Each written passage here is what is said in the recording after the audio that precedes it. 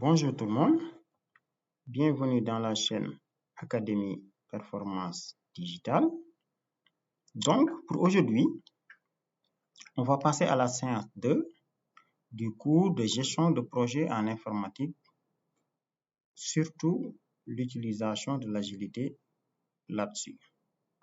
Donc, dans le cours précédent, si vous vous souvenez, nous avons parlé du programme du cours qu'on va dérouler. Donc, depuis les fondamentaux de la gestion des projets. Ensuite, avant de parler de l'agilité, on va faire une séance pratique où on va appliquer cette gestion de projet dans un projet spécifique. Et après l'agilité, on prendra le cas de Scrum pour vous le dérouler avec les différents termes. Et on va aussi vous le montrer étape par étape. Donc, celui qui veut commencer à appliquer Scrum dans ses projets, comment il s'y prend, il commence où, ainsi de suite. Maintenant, comme nous avons l'habitude de le faire, avant de démarrer, nous vous invitons à aimer notre page YouTube qui est là. Donc, aimez la vidéo que vous êtes en train de suivre en cliquant sur le bouton j'aime et abonnez-vous à notre chaîne en cliquant ici. Vous voyez? Donc, c'est la chaîne Académie Performance Digitale. Donc, dans cette chaîne qui est dédiée aux cours informatiques de haut niveau gratuits et à des astuces pour améliorer votre performance dans le digital, vous allez trouver une variété de tutoriels pratiques pour vous aider à maîtriser les compétences informatiques essentielles, je peux dire, ainsi que des astuces pour vous aider à devenir encore plus efficace dans votre utilisation des outils numériques. Par exemple, dans la partie playlist, vous avez des cours détaillés et les cours sont regroupés ensemble. Par exemple, si vous prenez, je sais pas moi, si vous prenez HTML, il y a 7 cours sur HTML, CSS, JavaScript pour l'instant.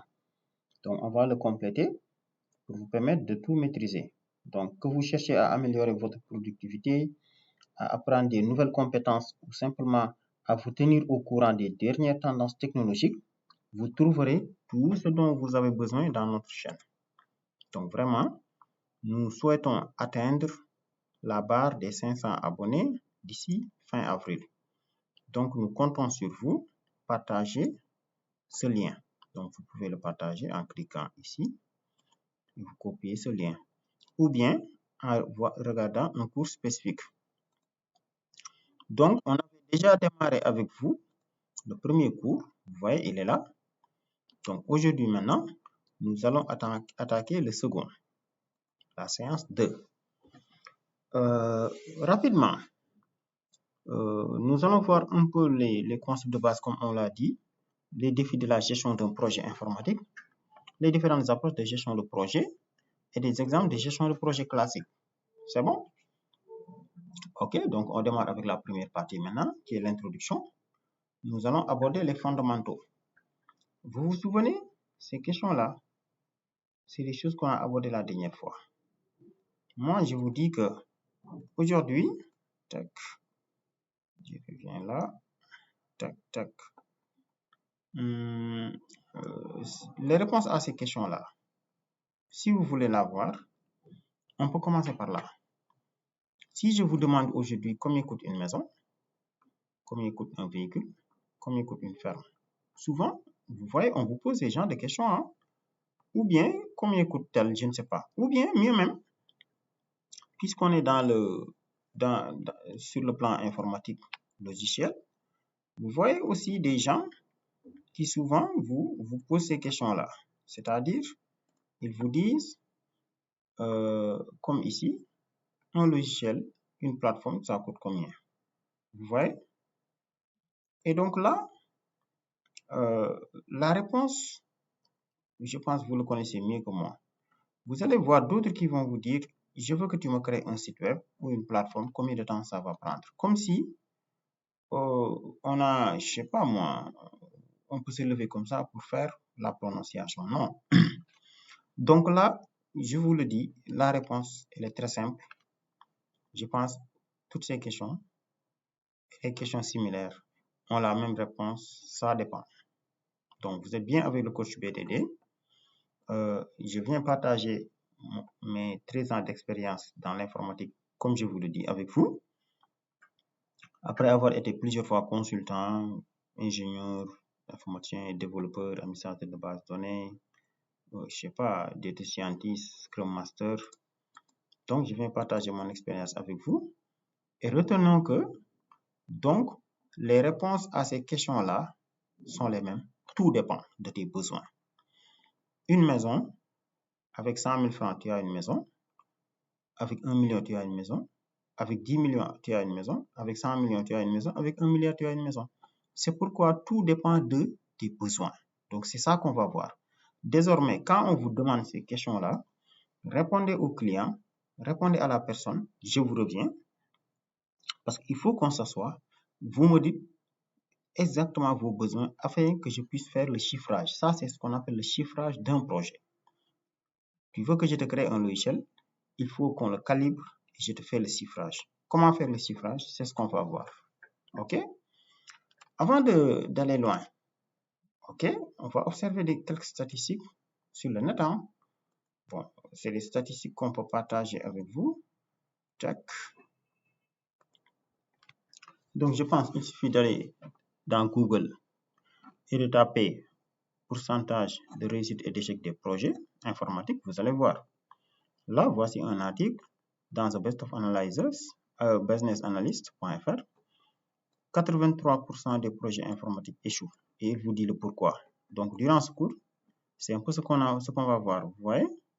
Bon, après, il y a les statistiques. Hein. Ça aussi, je pense que c'est une habitude qu'il faut avoir. Je recommande à toi qui regardes ma vidéo d'avoir l'habitude de noter les réponses finales de tes projets et de faire des évaluations. Vous voyez? Donc là, je voulais vous montrer le taux élevé. Beaucoup de projets échouent. Hein. Un autre article est là, dans l'urine. Vous voyez? Là, il explique que s'il classe les projets en 3, projets réussis, bon, j'augmente le zoom, projet en difficulté et projet d'échec, voilà les pourcentages. 67% des projets sont en difficulté, 14% de réussite, 19% d'échec. Donc, vous voyez combien la gestion de projet est sérieux. Bon, c'est un rapport statistique hein, qu'ils ont fait. Et là, ils vous déclinent maintenant ils font un peu l'interprétation, quoi. Qu'est-ce qui fait que le projet est mal mis? Bon, vous voyez, qu'est-ce qui empêche aux gens d'atteindre leur objectif, ainsi de suite. Et mieux même, il fait la comparaison avec des projets qui ont utilisé les méthodes cascades. Ça, on va le voir, hein, on va voir tous ces termes, le taux d'échec et de réussite et de difficulté, et d'autres qui utilisent les méthodes agiles. Et vous voyez un peu que ceux qui utilisent les méthodes agiles ont beaucoup plus de réussite. Bon, c'est pas étonnant, hein, et on va le voir. Est-ce que tous les projets informatiques ont les mêmes chances d'aboutir? Évidemment, la réponse, vous le connaissez mieux que moi, non. Tout dépend. Donc, voici pour les gros projets aussi des statistiques, impact sur le délai, ainsi de suite. Donc, vous voyez, le projet, il y a beaucoup d'impact. Bon, et là, il vous fait un petit résumé. C'est un bon article. Hein. Donc, ces deux articles-là, surtout cet article-là, je vais vous le mettre en description dans la vidéo. C'est bon? Donc, ce que nous pouvons retenir des statistiques que nous avons recueillies, c'est que beaucoup de projets échouent dans le cadre informatique. Et c'est très normal. On va le voir. Maintenant, ce qu'il faut savoir pour vous aider à bien vous initier à la gestion de projet, pour bien gérer vos projets, sachez que nous tous, nous gérons des projets. Qu'on le sache ou non. Quand on déménage, c'est un projet. Préparation d'un mariage, projet de fin d'études, projet de recherche à rendre, préparation d'un voyage à l'étranger. Certains d'entre nous sont amenés à gérer des projets maintenant de grande envergure dans la vie professionnelle. Et des fois, sans même s'en rendre compte. Donc, l'objectif de ce cours est vraiment là. Là, vous allez apprendre énormément de choses, énormément d'expériences qu'on va partager avec vous. Et si vous commencez à l'appliquer dans la vie, vous allez voir la différence. Maintenant, on parle de projet. Maintenant, quelle est la définition d'un projet? C'est la question à laquelle nous allons répondre. Autre question, comment aborder un projet maintenant? Parce que il ne faut pas confondre un projet et une idée. Un projet, c'est différent d'une idée. C'est bon? Beaucoup de gens ont juste des idées, mais ils pensent qu'ils ont des projets. Non, on va le voir. Donc, sachez qu'il n'existe pas de méthode magique ou universelle pour gérer les projets. Mais juste qu'il y a des règles simples qu'on peut appliquer en se posant 11 questions. Ça, c'est un exemple que j'ai trouvé sur le net. C'est un bon exemple. Par exemple, avant de démarrer un projet, se poser ces questions-là ne serait pas mal. Que devons-nous faire? Qui va le faire? Comment il va le faire? Qui va contrôler le travail? Comment il va contrôler les moyens? Qui va coordonner les travaux? Comment il va coordonner les travaux? Qui va garantir la qualité? Comment va-t-il? Ainsi de suite, ainsi de suite. C'est un bon exemple, hein? OK? Maintenant, donc, pour bien répondre à ça, pour bien répondre à ça, pour bien répondre à ça aussi, comment aborder un projet, nous allons vous montrer ceci. Comparez les 4 images. Là, on est dans le monde du bâtiment. Là, c'est un projet de marque de chaussures. Là, un projet de ferme agricole, ferme intégrée. Et là, un projet de mise en place d'une centrale électrique. Si vous remarquez bien, pourtant, c'est des secteurs qui presque n'ont rien à voir souvent. Mais qu'est-ce que vous remarquez? Pour aboutir à ce bâtiment, les gens n'ont pas commencé par mettre les briques. Ça a commencé par un recueil des besoins et une planification. Analyse, planification, vous voyez. Ensuite, schématisation, architecture. Ensuite, ils bâtissent étape par étape pour aboutir à ça qui n'est même pas encore fini dans le monde du bâtiment. Dans le monde de l'artisanat, un exemple de l'artisanat est là. Vous voyez, il commence par se poser la question, quel est certainement son segment de chaussures? Parce que certains disent qu'en marketing, bon, sur le plan des chaussures, il y a 6 segments, les chaussures haut de gamme, les chaussures bas de gamme, après les chaussures pour hommes, femmes, enfants, tout ça. Vous voyez, déjà, est-ce que vous avez ciblé beaucoup de catégories ou vous ciblez un ou deux, juste vous limitez à ça? Vous voyez? Donc, tout démarre par l'idéation. Ensuite, comme vous le voyez, design, modélisation, design, maquettage et mise en œuvre. Même chose pour la ferme. Pourtant, lui, il veut une ferme. Et pourtant, vous voyez, il commence par son papier. Il recueille les besoins. Même chose, modélisation, mise en œuvre et résultat. Même chose pour le central électrique. On part de là, nos besoins. Vous voyez, modélisation, mise en place. Donc, la même chose que dans beaucoup d'autres secteurs que je n'ai pas cités, la même chose se passe en informatique. Donc, tous ces sites web que vous voyez, tous ces logiciels que vous voyez, toutes ces plateformes que vous voyez, si on vous donne un projet à rendre, la bonne approche, c'est de dérouler la gestion de projet. Vous avez un projet de mariage, déroulez ces étapes. Bon, maintenant, dépendamment du contexte, un certain nombre d'étapes peuvent changer, mais globalement, on commence par les réunions, recueil des besoins. Ensuite, analyse, modélisation. Vous voyez, ce qu'on appelle l'explication des besoins et études détaillées. Ensuite, implémentation, test, déploiement. Aujourd'hui, bon, je ne sais pas, vous connaissez mieux que moi, mais ces sites que vous voyez, YouTube que vous voyez, les plateformes que vous voyez, WhatsApp, tous les logiciels là, sachez qu'ils ont suivi ces étapes-là. Donc, toi l'étudiant qui m'écoute, toi le professionnel qui m'écoute, toi le chercheur qui m'écoute, toi l'élève qui m'écoute, ainsi de suite, tu dois basculer en mode projet. On te donne un projet C# à rendre, ton boss te donne du travail à faire. Essayez toujours de commencer par l'expression des besoins, comme on va le voir. On va revenir largement sur cette étape. C'est bon? Donc, ne commence pas par vouloir réaliser. C'est comme si vous devez construire un immeuble et tac, vous voulez commencer à creuser. Non, mais on ne commence pas par là. On se réunit, on fixe les besoins, les spécifications, on fait de l'analyse assez détaillée, on modélise, on schématise, après on exécute. Là, on contrôle, on évite les risques. Parce que si beaucoup de projets échouent, c'est parce que ces étapes-là n'ont pas été respectées. C'est juste ça. Et comme on va le voir. Maintenant, partant de tout cela, on peut définir ce qu'on appelle projet. Parce qu'on parle tous de projet, vraiment. Mais globalement, on peut dire qu'un projet, ce n'est rien d'autre qu'un ensemble d'actions que nous souhaitons entreprendre pour atteindre un but. Je sais pas moi. En ce sens, un projet est rien d'autre qu'un brouillon d'avenir, une ébauche, mais pas encore une réalisation. Maintenant, je préférerais vous donner, bon, ça aussi c'est une définition, hein, mais ces définitions standards ISO ou internationales, moi c'est ce que je vous dirai, je vous proposerai. Comme par exemple celui de l'AFNOR. L'AFNOR, c'est l'Association française de normalisation, définit dans sa norme X50115 qu'un projet, c'est un ensemble d'activités coordonnées et maîtrisées comportant des dates de début et de fin entreprises dans le but d'atteindre un objectif spécifique par rapport à des exigences. Et puis c'est tout. Mais certains ont des idées. Je veux créer une plateforme qui fait ça et j'ai un projet. Non, tu n'as pas encore un projet. Parce que ton projet, quel est l'ensemble des activités qu'il faut mener? Quelle est la date de début, date de fin? Quel est l'objectif? Ça, maintenant, je vais vous montrer maintenant. Il y a des documents qui permettent de spécifier ça. Les termes de référence, quoi. Ou bien un cahier des charges, ou bien une fiche synoptique. Dans ISO 10006, il vous dit que un projet est un processus unique qui consiste en un ensemble d'activités coordonnées maîtrisées comportant des dates de début et de fin entrepris dans le but d'atteindre un objectif conforme à des exigences spécifiques telles que des contraintes de délai, de coûts et de ressources. Et puis c'est tout. Donc voici de très bonnes définitions d'un projet. Si vous voulez savoir c'est quoi un projet, voici la définition.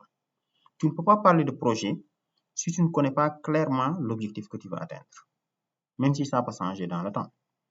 Tu ne peux pas parler de projet si tu ne sais pas quelle est la date de début, date de fin. Et si vous respectez les procédures qu'on va vous donner durant ce cours, l'avantage c'est qu'à tout instant, tu peux savoir tu es à quel pourcentage de réalisation. Dans beaucoup de projets aujourd'hui, moi je vous demande d'aller faire l'expérience. Allez demander aux gens, tu es à quel pourcentage de réalisation et quand tu vas terminer quand. Donc, c'est ça l'importance du chiffrage. Je vais vous expliquer des concepts qu'on va utiliser. Vous voyez, on va parler, si vous entendez parler de MOA, ce n'est rien d'autre que la maîtrise d'ouvrage. C'est lui qui définit et pilote le projet. Hein. La maîtrise d'œuvre maintenant, MOA, c'est l'exécutant technique. Souvent, il y a une vraie collaboration indispensable. Par exemple, l'État du Sénégal veut réaliser une route. L'État, c'est le MOA ou bien le ministère des Infrastructures. Et maintenant, le MOA peut être un cabinet, comme CSE, comme CDE, comme AGS. Et le MOA exprime son besoin. Vous voyez, le MOA, il répond avec la solution technique. Donc, il est capital pour la transformation digitale. Là, c'est des définitions supplémentaires. Maintenant, le support de cours, vous pouvez l'avoir. Hein. Il suffit de nous écrire en commentaire ou bien sur le lien de la description. Après, je vous donne où est-ce que vous pouvez télécharger le support de cours. Ça, c'est des définitions. Hein. C'est quoi la maîtrise d'ouvrage? Donc, un peu comme on l'a vu ici, il vous donne beaucoup plus d'explications. Vous voyez, maître d'œuvre, personne physique ou morale, chargé de réaliser l'activité. Le projet, c'est l'ensemble des activités regroupant les trois caractéristiques. Il est entrepris pour satisfaire un besoin spécifique. Sa durée, ses moyens sont accordés, ainsi de suite. Et le système, c'est l'ensemble des éléments qui interagissent. Bon, on parlera de modèle parce qu'on fait de la modélisation, bien sûr. Quand vous entendez parler de modèle, sachez que ce n'est rien d'autre qu'une représentation schématique de la réalité. Bon, il y a la base de données des activités à mener. Bon, on va faire l'analyse aussi. C'est un processus d'examen de l'existant. Vous voyez, la conception, c'est un processus de définition de la future application informatique. Si on doit concevoir une plateforme, si on dit qu'on fait l'analyse, ça veut dire que c'est un processus d'examen de l'existant. Vous voyez? Quand vous entendez parler de système d'information, ça c'est que ce n'est rien d'autre que l'ensemble des moyens matériels et humains. Bon, il y a d'autres définitions hein, encore plus détaillées sur c'est quoi MOA, ses rôles, ses missions, le MOA. Souvent maintenant, on se fait accompagner d'un AMOA ou d'un AMO. L'AMOA, c'est un expert du domaine technique. Hein, donc moi qui vous parle, je suis AMOA. Par exemple, si vous avez un projet aujourd'hui, je sais pas, supposons vous êtes une entreprise ou bien vous êtes un particulier, vous faites de la vente en ligne et vous voulez concevoir votre plateforme web, votre site e-commerce, quoi, je dirais. Vous voyez, vous faites appel à un informaticien qui vous développe la plateforme. Vous êtes le MOA, l'informaticien et le MOA. Maintenant, souvent, toi, le propriétaire, peut-être il y a des choses que tu ne connais pas. Peut-être il t'est très difficile de contrôler le travail de l'informaticien, de le suivre pour éviter des risques du projet, des risques d'échec, de retard, tout ça, tu peux faire appel à un expert du domaine, comme moi, qui t'aide à rédiger le cahier des charges. Ça, j'y reviendrai, vous allez voir. Bon, il y a aussi le rôle et les missions des utilisateurs, des financeurs, les tiers, les partenaires techniques financiers, tout ça. Donc maintenant, on a parlé de projet, des termes, des acteurs, tout ça. Comment on va gérer le projet? Pour gérer le projet, il faut comprendre globalement qu'il y a eu plusieurs modèles de travail. Donc, il y a ce qu'on appelle le modèle cascade, qu'on va voir qui date des années 70. Il y a eu le modèle en cycle V, en Y, en W et surtout les méthodes agiles qui sont nées à partir des années 2005. Donc, on va vous parler de ça, on va faire un exemple, mais c'est surtout là où on va faire focus. Donc, d'autres modélisations plus spécifiques ont vu le jour, comme les RAD. Maintenant, globalement, quand tu déroules un projet, tu le fais en mode cascade, en semi-itératif, comme le cascade, comme le modèle cascade, non, comme le spiral du moins, là, en cascade, comme modèle cascade, cycle V, tout ça, ou bien itératif comme les méthodes agiles. Je vous explique. Je retourne à mon fameuse petite pointe. Supposons vous devez réaliser une plateforme qui est là. Je suis ici. Et je sais pas moi, les différentes parties sont là. Tac. Vous voyez, voici les différentes phases, je sais pas, les différentes activités, les différentes parties. Appelez-le comme vous voulez. Bon, je vais copier-coller pour aller vite. Tac. Tac. Vous voyez? Ce qu'on appelle gestion du projet en mode cascade, ça veut dire que vous identifiez les différentes étapes. Supposons étape 1, recueil des besoins, validation des spécifications. Étape 2, analyse détaillée. Étape 3, conception. Étape 4, test et déploiement. Étape 5, déploiement final, formation et évaluation. Supposons, donc, il y a le projet qui est là. Voilà le travail à fournir. Et voici les grandes étapes. Bon, là, j'anticipe un peu, on le verra après. Mais je peux dire, je mets CDC pour dire cahier des charges, j'y reviendrai. Après, je peux dire analyse détaillée, conception, tout ça. Et là, c'est la réalisation technique maintenant. Réalisation, là, je peux dire test et déploiement. Déploiement. Et là, c'est validation, mise en prod et clôture, je sais pas. Donc, supposons, c'est les grandes étapes. On va mettre en place une plateforme e-commerce pour quelqu'un. Donc, moi qui gère le projet, voici l'étape à faire, ensuite cette étape, ensuite cette étape, ensuite. Si on utilise le modèle cascade, ça veut dire qu'on va terminer entièrement cette étape-là. Tac. On termine entièrement cette étape. Ensuite, on attaque cette étape. On le termine entièrement. Bon, là, il y a beaucoup de sous-étapes. C'est complètement terminé. On entame cette partie. Si c'est terminé, on entame cette partie. Si c'est entièrement terminé, maintenant, on entame cette partie. Mais là, il y a le risque de ce qu'on appelle l'effet tunnel. L'effet tunnel dans un projet, surtout informatique, c'est quoi? C'est que le plus souvent, dans la phase de définition du cahier des charges, le client est là, mais il ne revient qu'après les tests pour pouvoir voir une solution. Peut-être ça va prendre des années. Je reviens sur, je peux vous montrer, tac, ce diapo-là qui illustre ça. Oui, là, par exemple. Imaginez si j'utilise l'approche classique. Si c'est un bâtiment, ça veut dire que le client, lui, il ne verra un truc visible de bâtiment que quand on est dans cette étape. Vous voyez? Tant qu'on n'arrive pas là, lui, il ne voit rien. Alors que quand on était en cette étape, il était bien impliqué lors de la réunion. Parce qu'il a dit qu'est-ce qu'il veut, comment il le veut, quel budget il a, le temps qu'il veut. Après, les ingénieurs et les techniciens se sont isolés et ils ont fait ça. Donc, l'effet tunnel, c'est que le client, arrivé à cette étape, là, il peut se rendre compte que ce n'est pas exactement ce qu'il voulait dire. Parce qu'on lui a montré tardivement le produit. Je dirais que c'est comme si vous faites comme ça. On termine cette étape, on termine cette étape, on termine cette étape. Donc, le projet fonctionne en tout.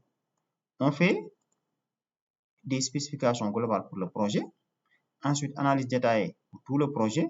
ensuite réalisation pour tout le projet, ainsi de suite. Vous voyez? Alors que, donc je peux revenir là. Tac, tac, tac, tac, tac, tac, tac, tac, tac. OK. Alors que si on parle de modèle itératif, semi-itératif, comme modèle spirale par exemple, c'est-à-dire, on va dire, pour éviter ces histoires d'effets tunnels ou attendre longtemps avant que le client puisse voir sa première livraison, dès qu'on termine ça, bon, peut-être ça, on peut le terminer entièrement, mais on va boucler. C'est-à-dire, on va prendre une partie de ça entièrement. Tac. Je peux faire comme ça. On va prendre tout ça et on va livrer au gars. Vous voyez, on livre. Au moins, il commence à avoir une partie. Après ça, on attaque cette deuxième partie. On termine. Après, on attaque la troisième partie. Alors que si c'est complètement itératif, là, vraiment, c'est des itérations, quoi. Donc, c'est vraiment des itérations beaucoup plus simples et tout le projet même bascule en mode itératif. Donc, le mode semi-itératif, il est entre cascade et semi-itératif. C'est ce qu'on va voir surtout comme les méthodes agiles. Là, comme méthode spirale, et là, le cascade. Je pense que là, c'est clair. Maintenant, avant de passer à la suite, je peux vous donner l'exemple des, je sais pas plus tard que route, retard Cameroun. Tout à l'heure, j'ai vu un article qui parle de, vous voyez, je ne sais pas, un projet autoroute mis en place depuis 2017 et jusqu'à présent, il n'y a que 37% qui sont réalisés. Vous voyez, j'ai vu un projet comme ça. Donc, ça, c'est un problème de gestion des projets classiques. Parce qu'on a géré le projet de manière classique. Donc, je vous introduis un peu à l'agilité. Il y a retard, Université orientale Sénégal. Vous voyez, il n'y a pas longtemps, les médias au Sénégal ont beaucoup parlé de ça. C'est-à-dire, il y a un projet qu'on a financé pour l'université une nouvelle université qui doit démarrer au Sénégal. Université Sénégal oriental, mais juste là, il n'y a rien. Le président s'est plaint et il a parfaitement raison. Le ministre de l'enseignement supérieur au Sénégal aussi s'est plaint il y a quelque temps de cela. Tout simplement parce que c'est pour vous expliquer quoi. Parce qu'on a géré ces projets de manière cascade. C'est-à-dire, on termine entièrement l'étape là, ensuite l'étape là, ensuite l'étape là. Donc, tant qu'on n'arrive pas là, toi, le client, tu ne peux pas voir le produit final. C'est pas intéressant. S'ils avaient utilisé les méthodes agiles, vu qu'on doit construire une université, peut-être qu'on leur aurait dit que l'université comporte 10 bâtiments. Dans le premier bâtiment, il y a 10 salles. Je donne un exemple. Donc, ce que tu vas faire, tu prends bâtiment par bâtiment et tu réalises entièrement le bâtiment. Donc, au lieu d'attendre 5 ans sans rien voir, au moins, dès les 6 premiers mois, on aurait la première partie, les premiers bâtiments terminés et on commence à l'utiliser. On le met en production. C'est ça l'agilité, si vous voulez comprendre. C'est bon? Ou bien, tu me conçois une plateforme, comme je dis. Je donne l'exemple d'un client qui veut un site e-commerce. Moi, si je gère ce projet en utilisant les méthodes agiles, au lieu de faire cette étape-là, ensuite étape là, peut-être que je vais lui dire que je commence par le design, je commence par la page d'accueil, on en fait une itération, je termine et je le déploie. Donc ça, mais ne vous en faites pas, on y reviendra largement en détail dans cette vidéo et dans les autres qui vont venir. Maintenant, on vous parle de PMBOK. Parce qu'on va là, je vous ai parlé des phases. Vous voyez, globalement, les projets informatiques, globalement, c'est les grandes phases. Maintenant, quelle que soit l'approche méthodologique qu'on utilise, les cycles agiles ou non, les gestions de méthodes agiles ou non, il y a les grandes étapes, les grandes phases. Maintenant, PMBOK, ce n'est rien d'autre que l'abréviation de Management Body of Knowledge. C'est-à-dire, c'est créé par le PMI, le Project Management Institute, une association de professionnels spécialistes, donc à but non lucratif, et c'est un guide qui rassemble toutes les connaissances en matière de gestion de projet. Donc, pour chaque phase, le processus de management est divisé en 5 grands groupes. Démarrage, plan, exécution, contrôle, clôture. C'est-à-dire là, on peut dire que dans cette étape de mise en place du cahier des charges qu'on va valider, d'abord, on démarre, on le planifie, on l'exécute, on le contrôle, on clôture. Ensuite, on passe à la deuxième phase. Analyse détaillée, démarrage, planification, exécution, contrôle, clôture, ainsi de suite. C'est bon? Maintenant, bon, j'ai beaucoup parlé de ces termes-là, cahier des charges et autres. Donc là, je vous fais un aperçu rapide. Sachez que si vous entendez parler de cahier des charges, ce n'est rien d'autre qu'un document élaboré lors du cadrage d'un projet. Ainsi, il permet de formaliser les besoins. C'est la première étape. Tu veux un site web et ça me permet de répondre à cette question-là. Tac, tac, tac, tac, tac. Excusez-moi, je retourne en arrière. Tac, tac, tac. Vous vous souvenez de ces questions-là? Ah, ça est là. Vous voyez. Combien coûte une maison? Combien coûte un logiciel, un site web, un véhicule, tel. La réponse, il faut un cahier des charges. À défaut d'un cahier des charges, vous pouvez disposer des termes de référence aussi, ou d'une note conceptuelle, ou bien de ce qu'on appelle la fiche synoptique. Tac, tac, tac, tac. Je retourne à notre diapo. On était là. Donc, selon PMBOK, donc le processus globalement de management peut être divisé en 5 grands groupes qui sont là. Chacun des 5 groupes maintenant fait appel à 9 domaines de compétences ou 9 domaines de management, comme on va le voir. Mais comme je vous l'ai dit, le projet, normalement, il démarre toujours par un cahier des charges. On va le faire en pratique après. Cahier des charges ou terme de référence. C'est-à-dire, arrêtez d'avoir juste une idée. Je veux un site web. C'est trop vague. Quel genre de site web tu veux? Il y aura combien de pages? Quels seront les menus? Quelles seront les couleurs? À qui ça appartient? Qui va le réaliser? Quel est l'objectif? Quel est le public visé? Quel est le lien sur lequel on va le déployer? Est-ce qu'on va le déployer sur notre propre serveur? Est-ce qu'on va louer un serveur? C'est ce qu'on appelle. La réponse à ces questions-là, c'est ça le cahier des charges. On peut mettre en place aussi un terme de référence. Par exemple, c'est un cadre qui permet de décrire l'objectif du projet, la portée, le processus et qui comprend la gestion des aspects techniques. Donc, une évaluation en accord avec les besoins. Vous voyez? Tu veux recruter un maçon, tu peux mettre en place rapidement un terme de référence. Maintenant, souvent, un terme de cahier des charges sont confondus dans certains cas. Maintenant, on parle de note conceptuelle. Ce n'est rien d'autre qu'une représentation sommaire d'un document de projet. Donc, projet, mais il faut écrire des documents. Beaucoup de gens te parlent de projet. C'est pourquoi je dis qu'ils n'ont pas de projet, ils ont juste une idée. Donc, première étape, quand vous avez une idée que vous voulez transformer en projet, il vous faut mettre en place un cahier des charges. Ou bien des termes de référence, ou bien une note conceptuelle, ou bien la fiche synoptique. Qui n'est rien d'autre aussi, on l'appelle aussi fiche signalétique, qui ne se limite pas à dire le quoi dans le document projet, mais il donne un aperçu de ce que dit le document au sujet de son ou de ses objectifs. C'est-à-dire qu'il rend compte des thèmes qui seront développés dans le document. Et je donne un exemple. Aujourd'hui, ce que je recommande par exemple aux élèves, aux étudiants, tout ça, dès qu'on te donne un projet ou un sujet de mémoire ou un projet de fin d'études, la première chose, tu dois convertir ce sujet en cahier des charges. Bon, on le fera ce sera la séance 3, quoi. Je vais vous montrer maintenant. On va faire un exemple concret.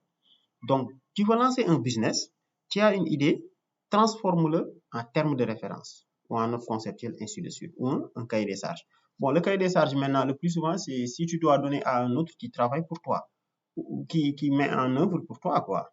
Ou bien tu travailles avec d'autres. Par exemple, vous êtes 5 personnes, vous avez une idée d'un business que vous voulez lancer, mais il faut des termes de référence pour que vous puissiez savoir les activités, les objectifs visés, les résultats attendus, les parties prenantes, les responsabilités de chacun, qui va faire quoi, qui va amener quoi, à qui appartient quoi. Si c'est un projet commercial ou entrepreneurial, ou une entreprise qu'on veut lancer, le plus sérieux même, c'est d'aller vers le notaire. Hein? Ah oui. Mais on ne se lance pas dans un projet, ok, on veut lancer tel règle, on commence. Non. Donc, il faut formaliser tout ça. C'est bon? Maintenant, comme je vous l'ai dit, les 5 grands groupes donc de processus pour chaque phase. Donc, il y a la phase 1, phase 2, phase 3, phase 4. Mais pour chaque phase, on déroule ces 5-là, selon PMBOK. Maintenant, il regroupe aussi, chacun de ces 5 groupes fait appel à les 9 domaines de management. Et donc, quand vous managez un projet, voici les 9 groupes de management. Bon, dans la version 2000, je ne sais plus c'est quelle année, je pense que c'est 2020. Si je ne me trompe pas, PMBOK a ajouté maintenant un 10e domaine qui est le management des parties prenantes. Mais je vous explique. Globalement, c'est pour vous dire que quand vous gérez le projet, vous gérez tout ça, les 9 domaines de management. Donc, vous managez les 9 domaines de ce projet. Et ça, si vous identifiez ce qu'il y a dans chaque domaine, vous avez identifié tout ce qu'il y a à faire et vous êtes en train de bien gérer votre projet. Maintenant, souvent, le gestionnaire de projet ne gère pas ça. Bon, peut-être c'est d'autres départements, on va le voir. Donc, les 9 domaines, il y a d'abord ce qu'on appelle gestion de l'intégration. Le fait que tu élabores un plan de projet, comme les 4 documents dont je vous ai parlé tout à l'heure, le fait que tu mets en œuvre un plan, on commence par la planification. Vous voyez, on contrôle, intégrer des changements. Après, deuxièmement, il y a la gestion du contenu du projet. Donc, démarrage, planification, définition du contenu et contrôle des changements. Ensuite, les délais. Tu veux mettre en place un site web, mais quelle est la liste des activités? On commence par quoi? Ensuite quoi? Ensuite quoi? Ensuite quoi? Chaque étape, il va prendre quel temps? Donc, voyez, mise en place du planning, contrôle du planning. Après, il y a la gestion des coûts maintenant, tout ce que font les comptables et les financiers. Souvent, comme j'ai dit, le gestionnaire de projet, le plus souvent, normalement, il gère tout. Par exemple, quand tu es directeur d'un projet, c'est toi qui coordonne tout. Mais on peut recruter des départements ou des équipes ou des personnes spécifiques pour gérer ça. Tout ce qui est coût. Bon, coût, vous connaissez mieux comment c'est le budget. Hein? Dans certaines entreprises maintenant, en plus des comptables, il y a les contrôleurs de gestion, je sais pas, il y a les auditeurs internes. C'est-à-dire, avant même que tu fasses une dépense, on contrôle, est-ce qu'on a un budget pour ça? Vous voyez? Donc, la gestion de projet, c'est pas une petite affaire. Hein? Souvent, il y a le département qualité, QA. Donc, eux, ils se chargent de valider la qualité du travail. Par exemple, si je prends toujours l'exemple du site e-commerce qu'on doit développer pour quelqu'un, supposons on est 5 informaticiens entre nous, on forme une équipe, il faut qu'on puisse gérer la qualité. Nous, le travail qu'on fait seulement, ça ne suffit pas. Avant qu'on le donne à un client, peut-être le client peut faire appel à un AMOA. Vous voyez? Gestion des ressources humaines. Les gens, si on doit recruter des gens sur ce projet, qui gèrent les thèmes de référence, les lancements des candidatures, les entretiens, les recrutements, les sélections, la mise en place des contrats, tout ça, le paiement, déclenchement. Vous voyez, souvent, il y a un département de ressources humaines pour ça, ou une personne dédiée dans les projets. Ça, c'est la partie communication aussi, gestion des risques, gestion des approvisionnements, tout ce qui est supply chain. Les risques du projet aussi, les gens l'ignorent souvent. Mais moi, je vous conseille, si vous faites lancer un projet, surtout un projet de business, un projet entrepreneurial, identifiez les potentiels risques qui peuvent venir. Et pour chaque risque, vous identifiez les actions à mettre en œuvre. Donc, globalement, c'est ça la gestion d'un projet. Maintenant, comme je vous dis, les trois là, on ne peut pas parler de gérer un projet sans parler de ça. C'est-à-dire, plan de projet, planification initiale, où on définit qu'est-ce qu'on veut, les résultats attendus, tout ça. On le découpe en étapes, les différentes étapes, planifier ce qu'on aura à faire, tout ça, et les délais pour chaque étape. Maintenant, souvent, on vous laisse gérer tout ça. Souvent, on recrute des gens qui gèrent ça. Et toi, tu te concentres sur toi, même si tu as un œil de contrôle sur les autres. C'est pourquoi j'aime l'entrepreneuriat et je recommande fortement l'entrepreneuriat aux jeunes, surtout la jeunesse africaine.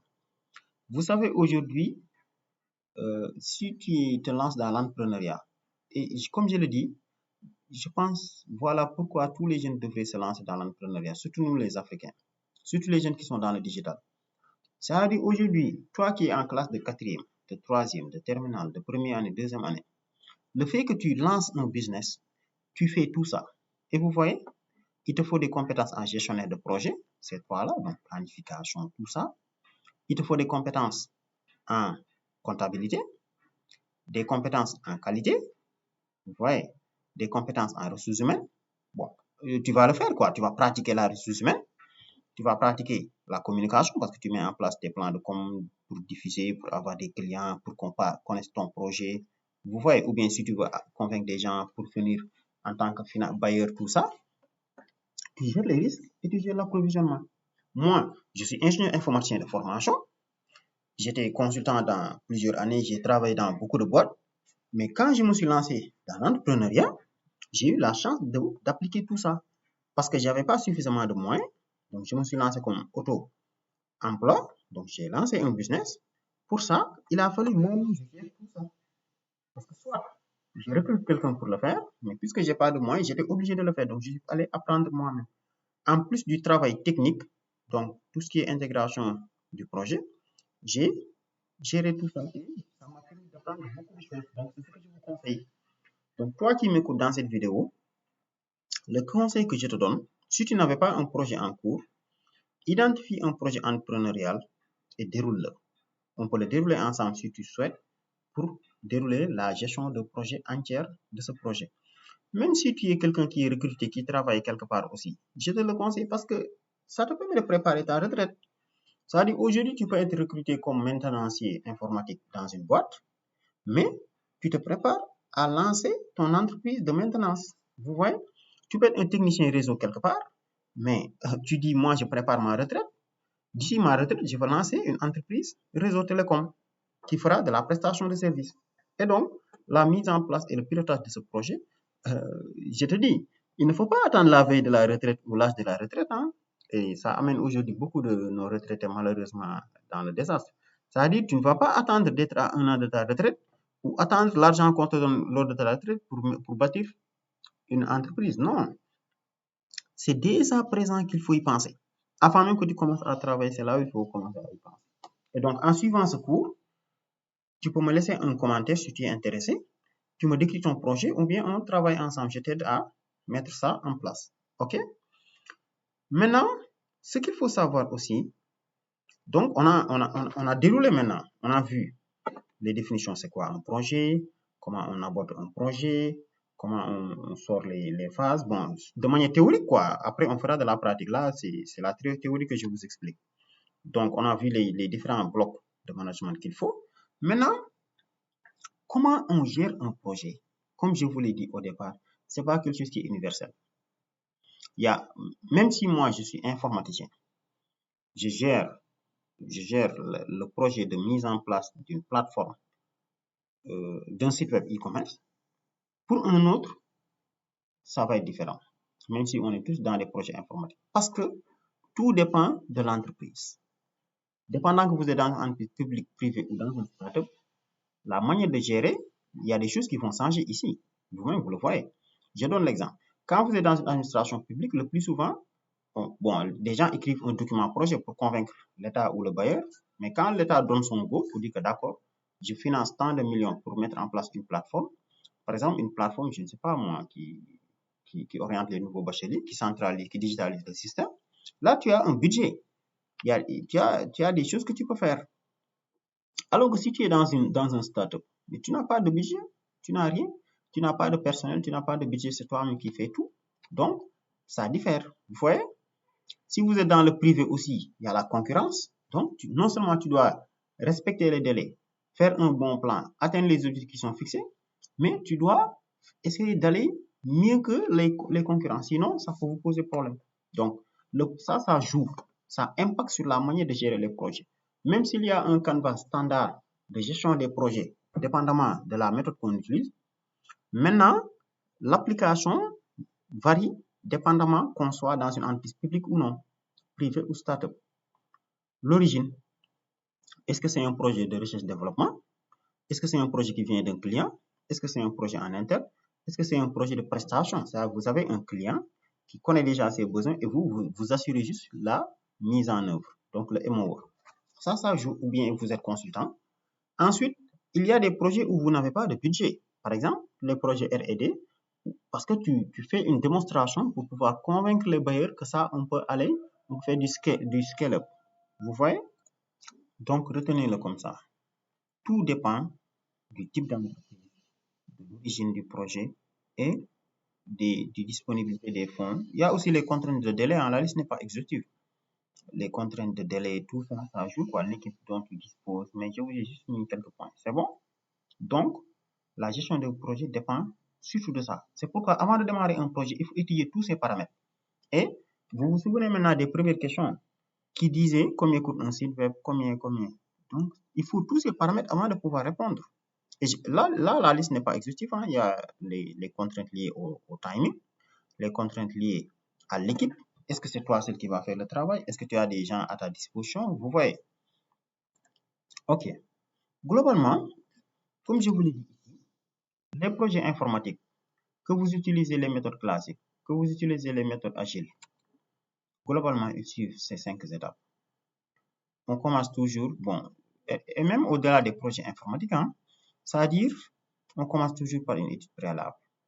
Bon, là, on le fera en pratique maintenant. L'étude préalable, c'est-à-dire, vous posez un certain nombre de questions pour connaître encore mieux ce que veut le gars Souvent, vous faites une étude de marché pour certains, pour d'autres, c'est un questionnaire, une enquête pour recueillir les besoins.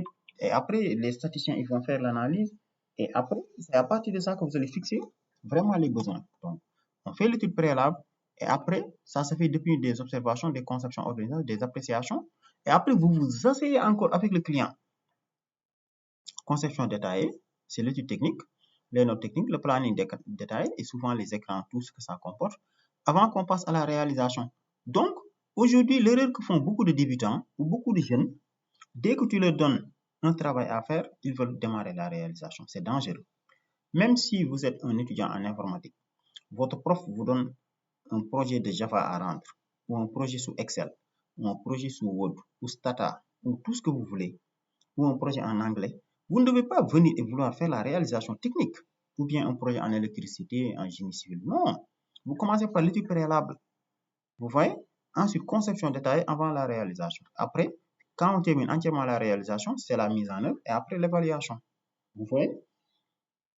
Si j'applique ça par rapport à l'exemple que je vous ai donné, quelqu'un veut que je mette en place une plateforme e-commerce pour lui. Donc, il va me payer, moi je lui mets ça. Je lui développe ça en tant qu'informaticien. Pour un projet comme ça c'est juste une idée qu'on a. Pour qu'on le transforme en projet, je vais lui dire, on va faire d'abord l'étude préalable. Tu me dis au détail près ce que tu veux. Bon, j'ai des modèles de questionnaires que je peux partager avec vous aussi.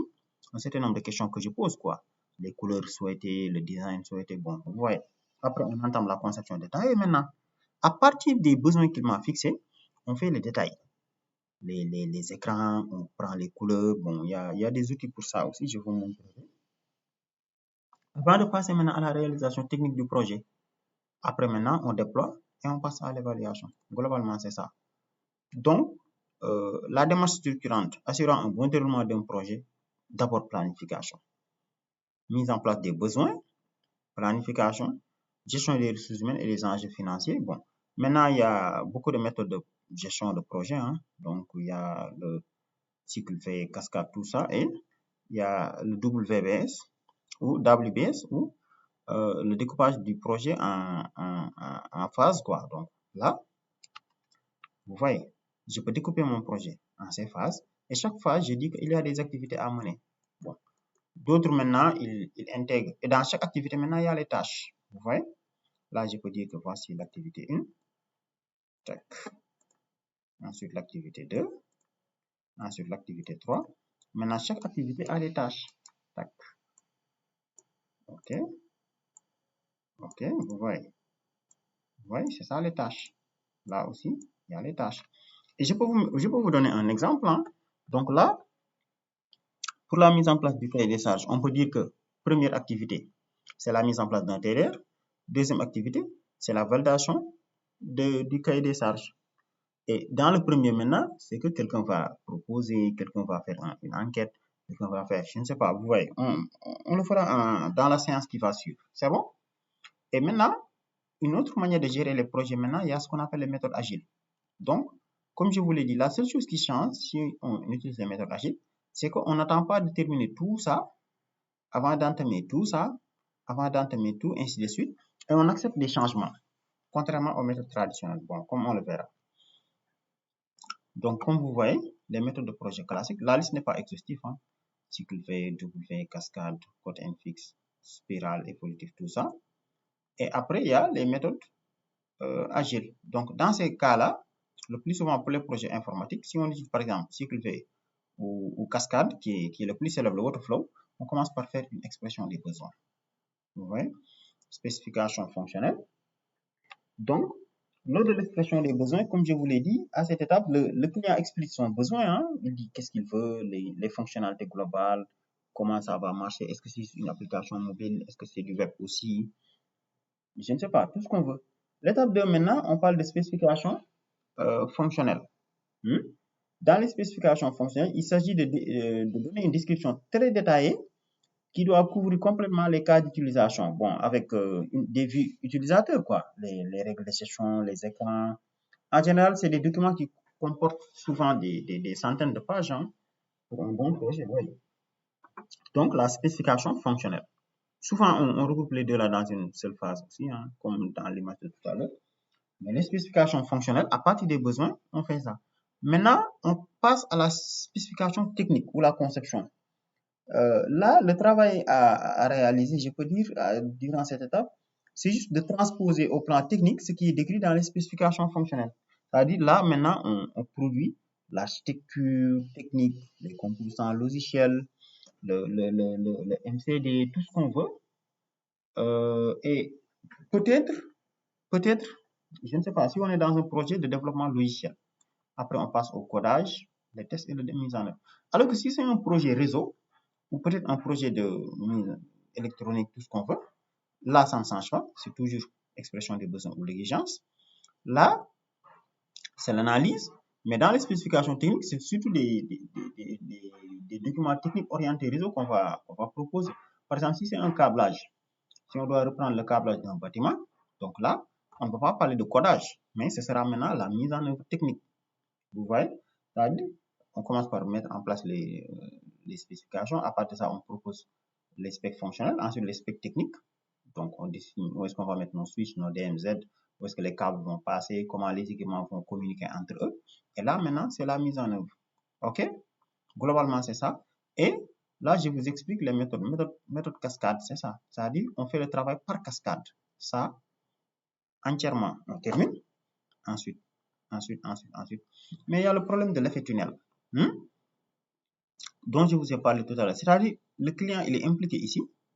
Il définit tous ses besoins, mais il faut qu'il attende jusqu'on arrive là avant de voir des résultats. Et il se peut que ce qu'il ait dit ici et ce qu'il veut réellement arriver ici soit différent. Donc, il est fortement impliqué là, alors que dans les autres étapes, on le sait. C'est pour ça que les méthodes agiles sont un peu nées. Vous voyez? Après la méthode cascade, il y a une autre méthode qui est née qui est appelée cycle V. L'idée, c'était de réduire les risques. Réduire des risques, quoi? Parce imaginez si vous attendez de venir jusque-là et le client vous dit, moi, je ne veux plus ça, plutôt je veux ça. C'est ça que je voulais dire. Vous voyez? Pour éviter ça, c'est comme si on a cassé. On a cassé ici. Et on met des phases de validation. Et voilà ce que ça donne. Pour s'assurer que l'analyse des besoins est bien faite, il faut la recette. Pour s'assurer que les spécifications sont bien faites, on met des tests de validation. Pour s'assurer que la conception architecturale est bien faite, on met des tests d'intégration. Pour s'assurer que la conception détaillée est bien faite, on met des tests unitaires. Donc, dès que tu termines ta conception détaillée, tu fais des tests unitaires pour limiter les dégâts, quoi. Et après le codage. Bon. Vous voyez, donc comme je vous dis, il y a des inconvénients. Rigidité de l'approche, on n'aime pas la nouveauté, c'est normal. Pour les développeurs, tests et validation tardifs, c'est surtout ça. Pour les clients, recettes tardives. Et il y a une pléthore de documentation à faire avant de démarrer à travailler. Alors que si c'est l'agile, d'accord, on documente, mais on peut commencer la mise en œuvre, on déploie la brique ou la sprint, ça marche, avant de documenter. OK? On vous montre maintenant la gestion de projet en utilisant la méthode spirale. C'est quoi? Comme on vous l'a dit, la méthode spirale, c'est pas une méthode pure, c'est entre les deux, quoi. C'est comme si lui, il est entre les deux, donc c'est semi-prototypage, vous voyez. On commence toujours par définir nos besoins, vous voyez. On identifie et après, on boucle dans ces parties-là, vous voyez. Le principe, c'est quoi? On fait un petit prototypage 1, prototype 2 et prototype opérationnel et on se rapproche de l'objectif final au fur et à mesure. Maintenant, le prototype 1 qu'on doit réaliser, c'est à lui qu'on va faire son analyse. Analyse, on rédige ses besoins, vous voyez, on développe, on déploie. Après, on passe au 2. Donc, c'est ça l'ordre, vous voyez, rédaction des besoins, analyse, prototypage, on réalise. Vous voyez, validation des besoins, plan de développement. Ensuite, on passe au 2. On analyse, deuxième prototype, même chose. Proposition, validation, conception, on intègre, on passe au 3. Et on tourne. On tourne pour atteindre le résultat. Donc, c'est comme si on est là, mais on termine ça. Et après, on fait un prototypage pour se rapprocher du plus du besoin final. Donc, je peux dire, lui, il est entre les deux, quoi. C'est ça, spirale. Après, il y a beaucoup d'autres. Maintenant, je vous parle aussi du WBS, où on découpe le projet en phases. C'est-à-dire là, Dans chaque phase, je recense les activités à faire et chaque activité, je les découpe en tâches. Et voyez, le projet, il y a des phases, phase 1, phase 2, tel, comme ici, phase 1, phase 2, phase 3. Et dans chaque phase, il y a des activités et des sous-activités. Et après, il y a le diagramme de Gantt aussi. Bon, mais avant de revenir sur le Gantt, je vous montre le WBS. Dans un projet de mise en place d'une plateforme, il y a la partie management de projet. On va faire d'abord le planning. Pour cette phase-là, voici les activités. Pour ça, voici les activités. Pour ça, voici les activités. Et chaque activité a ses tâches. Après, il y a ce qu'on appelle le diagramme de Gantt aussi, qui est utile pour afficher le statut des activités en parallèle, qui peut aider à identifier les activités dans une démarche WBS. Et pour les projets les plus qu'on peut utiliser, bon, d'autres méthodes, hein, comme on va le voir. Mais un diagramme de Gantt, c'est comme un emploi du temps. Hein. Donc, ça veut dire qu'est-ce que vous planifiez de faire? Les activités sont là et les dates sont là. Moi, je vous le recommande fortement. Hein. OK. Maintenant, quand on travaille en utilisant les méthodes classiques, donc, on voit qu'il y a des inconvénients. Il y a des risques de mauvaise interprétation des souhaits clients. Pas de possibilité de changer normalement les besoins fonctionnels parce qu'ils sont vraiment déjà définis. Dépassement des délais et des budgets pas tolérés normalement. Quand on a des bugs bloquants, ça amène des projets et souvent ça amène des abandons de projets. C'est pourquoi, comme je vous l'ai dit au départ, globalement, il n'y a qu'un cas des projets qui réussissent. La majorité après, ils n'aboutissent pas parce qu'on a négligé la planification. Maintenant, quand on planifie, quand le projet démarre, là, on se discipline, on le respecte. Hein. Donc, le rôle d'un gestionnaire de projet, c'est ça. C'est-à-dire, tu surveilles, est-ce qu'on est en train de dérouler ce qu'on avait planifié? Vous comprenez? OK. Maintenant, on va passer dans la prochaine séance à un TP où on va dérouler un projet en utilisant les méthodes classiques. Donc, comme on l'a vu ici, c'est-à-dire là, on va prendre un cas pratique et on va vous montrer maintenant, étape là, comment ça se fait. Bien, je peux revenir là, vous allez comprendre. Bon, on pourra utiliser, je ne sais pas, la méthode cycle V, c'est-à-dire là, qu'est-ce qu'il y aura à faire, là, qu'est-ce qu'il y aura à faire, là, qu'est-ce qu'il y aura à faire, là, qu'est-ce qu'il y aura à faire, là, bon, là, même, c'est le codage, quoi, le développement. Ça, on a fait beaucoup d'autres vidéos pour ça, vous pouvez aller les voir. Et là, on vous montre étape par étape. On pourra utiliser le cascade aussi si vous voulez, c'est-à-dire la phase d'expression des besoins. Concrètement, comment ça se déroule? Donc, si vous suivez l'ensemble de ces vidéos que j'ai produites ici en gestion de projet avec vous, à la fin, normalement, quel que soit le projet informatique, vous pouvez le gérer. Maintenant, ce que je vous aurais recommandé, c'est de commencer la mise en pratique accélérée, quoi. Vous voyez? Après, il y a des certifications internationales aussi en gestion de projet avec beaucoup de variantes. Mais au moins, vous avez une idée beaucoup plus claire sur la manière de gérer les projets. Et surtout, vous arrêterez d'attaquer rapidement la partie technique d'un seul coup. Donc, l'erreur que font beaucoup de gens, dès que tu donnes un projet, tac, ils veulent attaquer ici. Vous voyez un peu le danger, non? Avant de commencer à coder, il faut ça. Ensuite ça, ensuite ça, ensuite le code, on teste et on met en prod. L'autre chose aussi, on vous a parlé de la différence majeure entre les manières de faire, de gérer les projets et le fait que beaucoup de projets ont des choses qui se ressemblent et les bonnes attitudes à tenir. Et vous voyez là maintenant, on vient de vous donner un peu une réponse à tout ça. Voilà, maintenant on y reviendra. Les erreurs à éviter au fur et à mesure, on vous donne. Par exemple, on vous a donné quelques erreurs, vous voyez. OK. Donc, globalement, c'était ça pour aujourd'hui. Donc, nous vous donnons rendez-vous maintenant. Tac, tac, tac, tac, tac, tac, tac, tac, tac. Oups. Nous vous donnons rendez-vous au niveau de la vidéo qui va suivre. Tac, tac. OK. OK.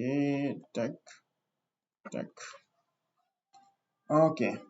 Donc, pour la suite, on va faire un cas pratique maintenant. Donc, on va prendre un exemple de projet. S'il y a d'autres aussi qui veulent qu'on déroule avec leur cas, vous pouvez le poster en commentaire.